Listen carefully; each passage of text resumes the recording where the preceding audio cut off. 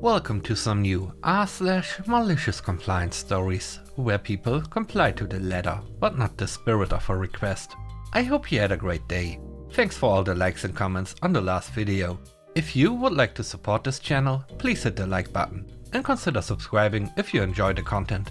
And now, let's start with the first story. It's called New Hotshot. Our working time in the company is at 4 PM.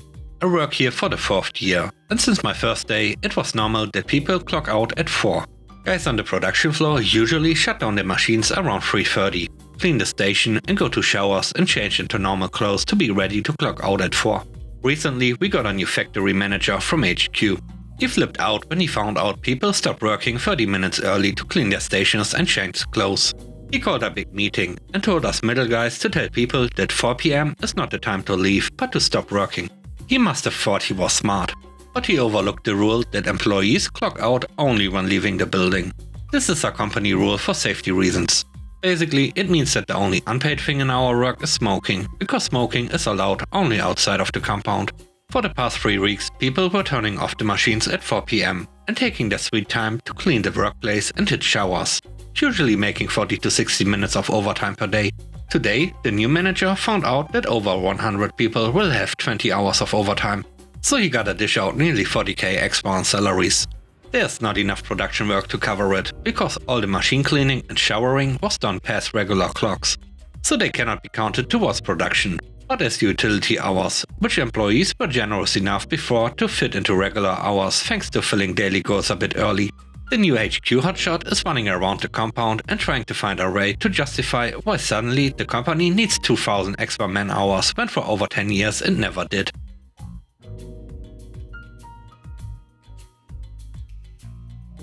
The next story is called I Quit. This happened a few years back. I was a team lead for some folks at a big ISP. Basically, we took the orders that sales made and provisioned circuits to facilitate the customer's needs. We had a guy we will call Ginger. He was overly dramatic and very hot-headed. When we got orders, they were assigned round-robin style, unless they were specific customers that only I or another senior guy handled. This meant that sometimes I'd be skipped, because my customer orders came directly to me. Ginger was after me in the assignment order, and he would get mad if he got 2 in a row. Each order took 2 or 3 minutes to process, so getting an extra was no big deal. Ginger was in a special mood one day, and I got like 15 orders from my assigned customers. This meant Ginger kept getting orders, and the perception was I didn't get any. So he gets order number 3 and says, "That's it, I'm out of here," and leaves. The manager was less than thrilled, but was out on vacation the next day and says, "Let me know if he comes back tomorrow."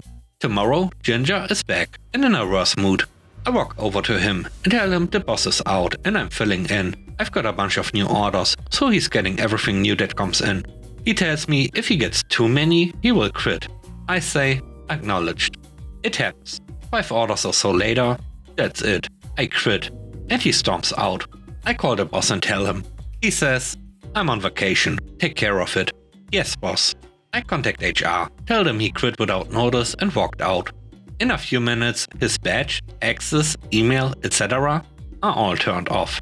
The next day, he's arguing with security about his badge not working. I walk up. "Hey Ginger, I didn't expect to see you here. My freaking badge doesn't work."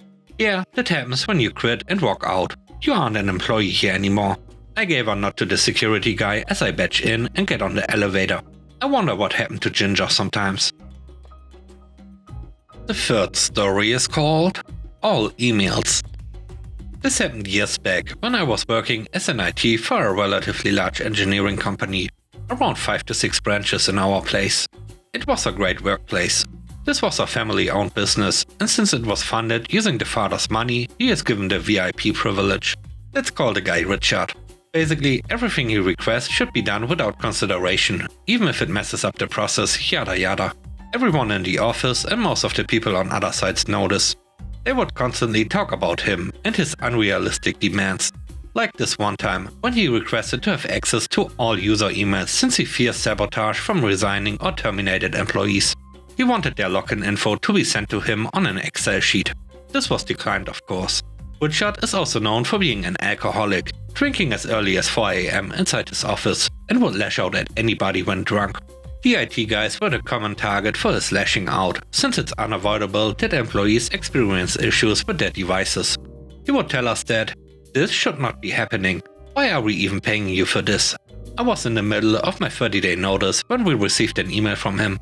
He asked for all shared emails to be delegated to him, aside from those whom he already has access. All 12 of them. In case you are not familiar with Outlook, emails are stored locally in a file inside your device. The more accounts you have access to, the more storage space consumed. Even when there's a max storage space of 50 GB for these files, you can alter the maximum up to 300, but we never do this. Well, we did it once, for him. Our team has gone to the lengths of convincing him not to do it, since it would consume a ton of space on his device. We could delegate to him the emails he needs at the moment instead, then delegate some more later if a need arises. Basically saying his request is unnecessary.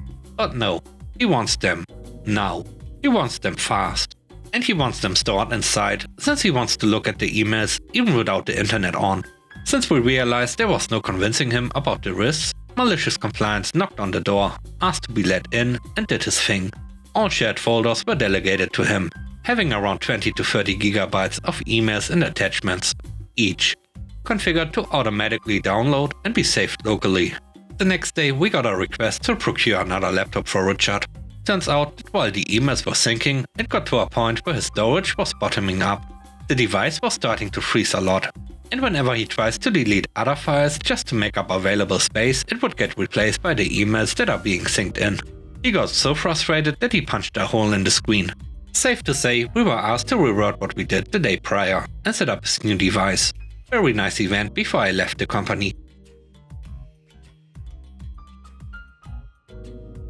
The next story is called No Paid Overtime.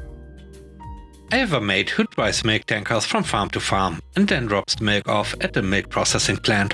He works under an award agreement with set pay conditions. They recently got a new manager. They have been short-staffed and each day they did about 2 hours of overtime. Come payday, my friend asks the boss where's the overtime pay. He gets the reply, "We don't pay overtime anymore." My friend replies, "Sure, but remember, I don't work for free." The next day it comes knock-off time and my friend is about an hour from the milk plant with a full load of milk. He pulls up the truck on the highway and calls his boss, and the conversation goes like this. "Hey boss, since you don't pay overtime, I have left the truck at this location with keys in it. See you tomorrow." "What? You can't do that." "Sure I can, as you don't pay overtime and I don't work for free. So, see you tomorrow." He then hung up. 30 seconds later, the boss called again. "We will pay you the overtime, plus what we owe you if you get back in the truck." He says the new boss is much more compliant these days. The last story is called Leaves on Curb. The leaf collection company from my neighborhood has absurdly strict rules about where leaves must be for pickup.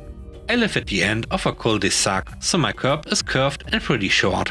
My property is wedge-shaped, so my backyard is quite long and has 40 to 50 oak trees. I also have 2 sugar maples in my front yard. So, leaves. Lots of leaves. Pickup rules state leaves must be within 5 feet of the curb, not on the road.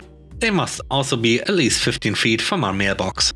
Because subscriptions for leaf pickup are by the individual homeowner, neighbors are not allowed to combine leaves and cannot buy a group subscription. Subscribers must only put their leaves from the current year out for pickup. Pickup trucks use GPS to identify homes that have signed up and ignore leaves in front of homes that did not sign up. Because I have so many leaves and so little curb, I called the leaf collection company and asked to put the leaves along a longer curb I share with my neighbor. No problem, they said. Great. The truck came through and picked up a fraction of the pile and left the rest of the pile the driver decided was in front of my neighbor's property.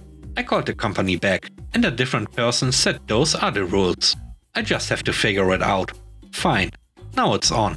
I have 15 feet of width and 5 feet of depth. There is, however, no limit on height. I moved the remaining leaves to my available curb space. I collected the rest of my leaves and added them to the pile. I spoke with my neighbors and acquired the rights to their leaves by paying them $1 each. Now they are all my leaves.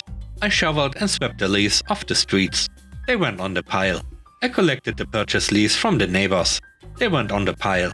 Leaves continued to fall, so I kept adding them. It was a lot of work, but the pile was over 12 feet tall. I spent a ton of time using a snow shovel to fling the leaves to the top of the pile that was more than 5 feet above my head. Neighborhood residents stopped to gape at the epic leaf mound. I'm happy to battle willful ignorance with malicious compliance. I reminded myself of this every time I spent another hour tending to the obscenity on my curb. The truck came today. The pile dwarfed the truck. They had to drive away and dump leaves, then come back and reload. Twice. And with that, we end today's video. Let me know what you think about the stories. On a scale of 1 to 10, how would you rate the stories and today's video? I hope you enjoyed the video. If you like what I do and want to support me, please subscribe and hit the like button. I hope you have a great day. Stay safe. Bye bye.